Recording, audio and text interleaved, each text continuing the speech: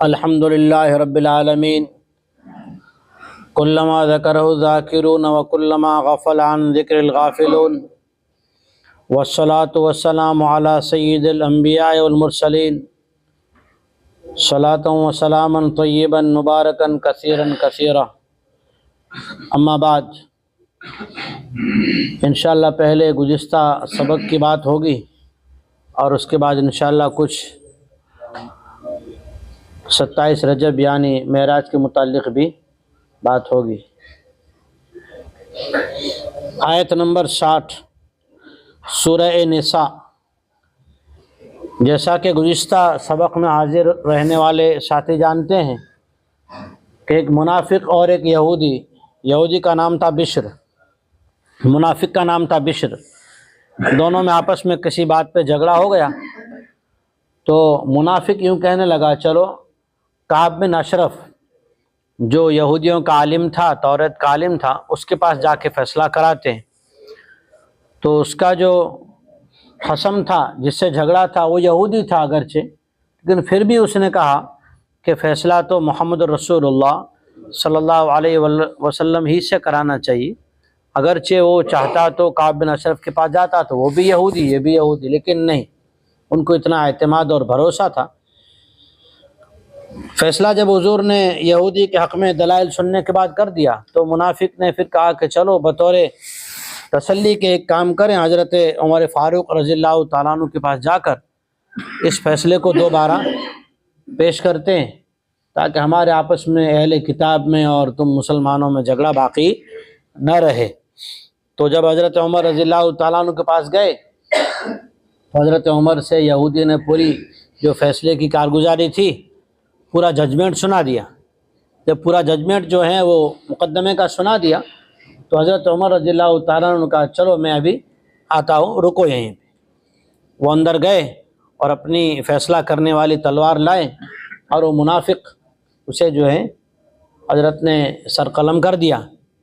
تو اس وقت منافقین نے ایک شور بپا کیا کہ دیکھو مسلمان کو قتل کر دیا، اب اس کا قصاص ہو یا دیت ہو۔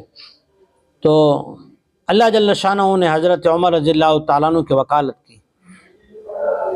کیوں وکالت کی اور کیا جواب دیا، یہاں ہم نے گزشتہ بات چھوڑی تھی، آج اسے آگے آیت نمبر 60 اور اس کے بعد جواب ہے آیت نمبر 61 میں۔ اعوذ باللہ من الشیطان الرجیم، بسم اللہ الرحمن الرحیم۔ الم تر الی الذین یزعمون انہم آمنوا بما انزل الیک وما انزل من قبلک یریدون ان یتحاکموا الی الطاغوت وقد امروا ان یکفروا به ویرید الشیطان ان یضلهم ضلالا بعیدا۔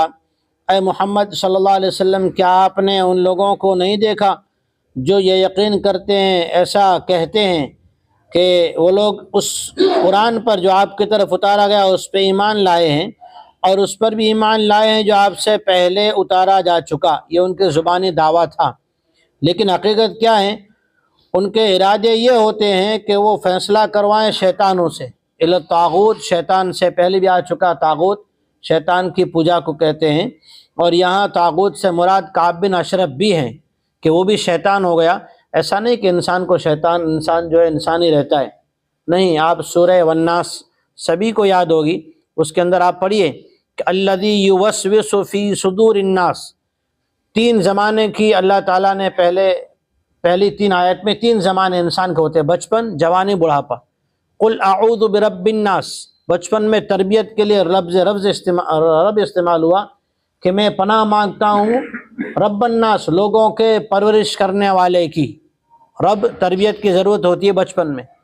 ملک الناس، آدمی کو اختیارات ملتے ہیں جوانی میں، اختیارات ملتے ہیں جوانی میں۔ ملک الناس کہ انسان کے پاس اختیار ہوتا ہے، اپنے فیصلے سناتا ہے اور اپنی جو ہے اختیارات چلاتا ہے، خود کے پاس ملکیت قبضے میں ہوتی ہے، بہت سی چیزیں کر گزرتا ہے، تو جوانی۔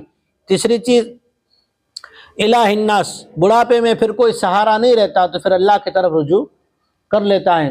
3 زمانے کو اللہ نے بیان کیا، اس کے بعد یوں کہا الذی یوسوس فی صدور الناس من شر الوسواس الخناس، لوگوں کے دلوں میں وسوسہ ڈالنے والے خناس، یعنی ہر وقت کی غلط سوچ رکھنے والے۔ کون؟ ان کا کام کیا؟ پہلے کام پھر نام. کام کیا ہے؟ الذی یوسوس فی صدور الناس، لوگوں کے عقیدوں کو، خیالات کو، عبادات کو، اعمال کو، عقائد کو بگاڑنا، یہ ان کا کام. یوسوس فی صدور الناس، شک و شبہ میں مبتلا کرتے رہنا. کون ہے؟ پہلے ہم پناہ مانگے، اللہ ہمیں اپنی پناہ نصیب فرمائے. الذی یوسوس فی صدور الناس من الجنۃ، جناتوں میں سے، ناس، حضرت انسان میں سے بھی ایسے ہوتے ہیں. حضرت انسان بھی جب حکم خداوندی طریقہ محمد مصطفیٰ صلی اللہ علیہ وسلم کو چھوڑ دینا، ہر وقت کی سوچ بگڑ جائے، تو پھر قرآن یوں کہتا ہے کہ یہ بھی انہی میں شامل ہو جاتا ہے. یہاں قرآن نے یوں کہا کہ ان یتحاکموا الی الطاغوت، وہ کہتے تو ہیں ایمان لائے اگلی کتابوں پر بھی، قرآن مجید پر بھی، محمد مصطفیٰ صلی اللہ علیہ وسلم پر بھی، لیکن فیصلہ لے جاتے ہیں شیطان کے پاس.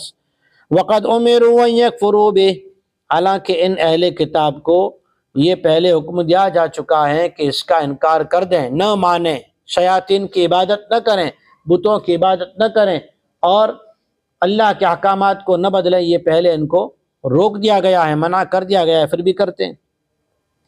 وَيُرِيدُ الشَّيْطَانُ أَن يُضِلَّهُمْ ضَلَالًا بَعِيدًا، شیطان تو چاہتا ہی یہ ہے کہ وہ بہت دور لے جا کر ہدایت سے کسی اور جگہ میں بھٹکا دے. شیطان تو ہدایت سے بھٹکانا ہی چاہتا ہے.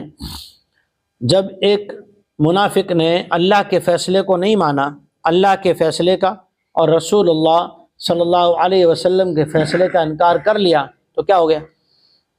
بولو کیا ہو گیا؟ ہو گیا نا کافر. اب قتل کس کا ہوا؟ مسلمان کا، کافر کا؟ کافر کا قتل ہوا نا. کیوں قتل ہوا؟ اللہ کے حکم کی مخالفت میں. اب قصاص ہوگا؟ اب تو قصاص نہیں ہے نا، کیونکہ کافر ہو گیا. میرے پاس آج سے 25 سال پہلے ایک سوال آیا تھا. ایک عورت کی شکل سور کی ہو گئی تھی قرآن مجید کو لات مارنے کی وجہ سے. تو لوگوں نے یہ سوال کھڑا کیا تھا کہ نبی علیہ الصلوۃ والسلام کی تو یہ دعا ہے کہ بھئی میری امت کی شکلیں نہ بدلانا. بہت سارے میں نے جوابات 3-4 جواب دیے تھے. ایک جواب یہ تھا جو آج دے رہا ہوں، تب بھی دیا تھا 2000 کی سال میں یا 2001 کا یہ سوال تھا کہ جس سیکنڈ میں اس نے لات ماری تو کلام اللہ کی بے حرمتی کی وجہ سے وہ ایمان سے خارج ہو گئی. اس سیکنڈ کے اگلے حصے میں وہ ایمان میں تھی، سیکنڈ کے آخری حصے میں وہ ایمان میں رہی نہیں. اب جب شکل بدلی ہے تو وہ مسلمان کی نہیں بدلی ہے بلکہ کفر کی حالت میں بدلی ہے. یہاں بھی مسئلہ یہ ہے کہ وہ منافق تب تک منافق ظاہری تھا جب تک اس نے انکار نہیں کیا تھا، بحث کر رہا تھا. جہاں انکار کر دیا اور دوسرے کے فیصلے پہ راضی ہو گیا، انکار ہو گیا تو اسلام سے خارج ہو گیا، تو قصاص بھی نہیں اور دیت بھی نہیں.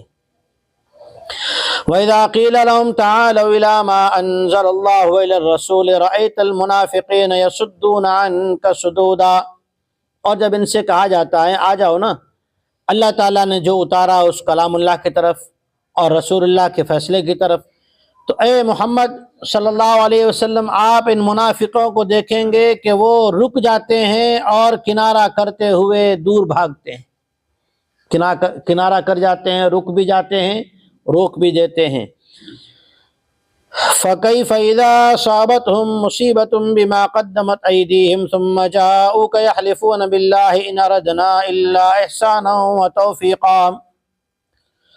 بس جب ان کو یہ مصیبت پہنچ چکی کہ عمر رضی اللہ تعالیٰ عنہ نے انصاف کر دیا، تو پھر انہیں جب مصیبت پہنچ گئی تو کیسا حال ہوا کہ وہ آپ کے پاس آ گئے، حالانکہ ان کے خود کی غلطی کی وجہ سے، فیصلہ محمد مصطفیٰ صلی اللہ علیہ وسلم کو نہ ماننے کی وجہ سے، بما قدمت ایدیہم، انہی کی غلطی سے ان کو یہ سزا پہنچی، تو آپ کے پاس قسمیں کھاتے ہوئے آئے. اللہ کی قسم. کس کی قسمیں کھاتے ہوئے؟ اللہ کی قسم کھاتے ہوئے آئے. اور کیا کہہ رہے ہیں؟ ان اردنا الا احسانا و توفیقا، ہمارا تو ارادہ یہ تھا کہ اگر وہاں جائیں تو آپس میں صلح ہو جائے. آپس میں کیا ہو جائے؟ صلح ہو جائے، جھگڑا اور فساد اور فتنہ جو ہے وہ قائم نہ ہو. اللہ جل شانہ نے اس بات کو بھی واضح کر دیا. اولئک الذین یعلم اللہ ما فی قلوبہم فاعرض عنہم وعظہم وقل لہم فی انفسہم قولا بلیغا. یہی لوگ ہیں کہ اللہ جل شانہ ان کے دلوں کی بیماریوں کو جانتا ہے. اب دلوں کی بیماری کو جانتا ہے تو کیا کرنے کا؟ چھوڑ دینے کا نہیں. فَأَعْرِضْ عَنْهُمْ، ان کی طرف توجہ نہ دیجیے، ہاں انہیں مکمل طور پر نصیحت کر دیجیے. وَعِظْهُمْ، لیکن نصیحت تو انہیں بھی کرنا ہے. دین کی بات تو ہر ایک کو سنانا ہے، اسلام تو ہر ایک کے سامنے پیش کرنا ہے، اللہ کے احکامات اور اس کے فوائد تو ہر ایک کو بتانا ہے. اور ان کو ان کے بارے میں ایک صاف بات ایسی کہہ دیجئے کہ جب تم آسمانی کتابوں کو جانتے ہو اور ساری باتوں سے واقف ہو، پھر جو انکار کر رہے ہو تو تمہیں دنیا میں تو اللہ جل شانہ جیسا پہلے گزر چکا کہ محمد الرسول اللہ صلی اللہ علیہ وسلم کی موجودگی کی وجہ سے جو ہے سزا میں نہیں ڈالے گا، عذاب نہیں اتارے گا، لیکن مرنے کے بعد تو اسی کے سامنے کھڑا ہونا ہی ہے. اور پھر اللہ جل شانہ نے رسول اور پیغمبر کیوں بھیجا؟ اور اگر رسول پیغمبر ہے تو اس کے لیے اللہ جل شانہ نے ہمیں کس بات کا مکلف بنایا ہے، وہ بھی انشاءاللہ اسی سبق کے آئندہ پھر کو آئے گا. دین کی بات پھیلانا صدقہ جاریہ ہے. ثواب کی نیت سے ویڈیو کو شیئر ضرور کیجیے. جزاک اللہ.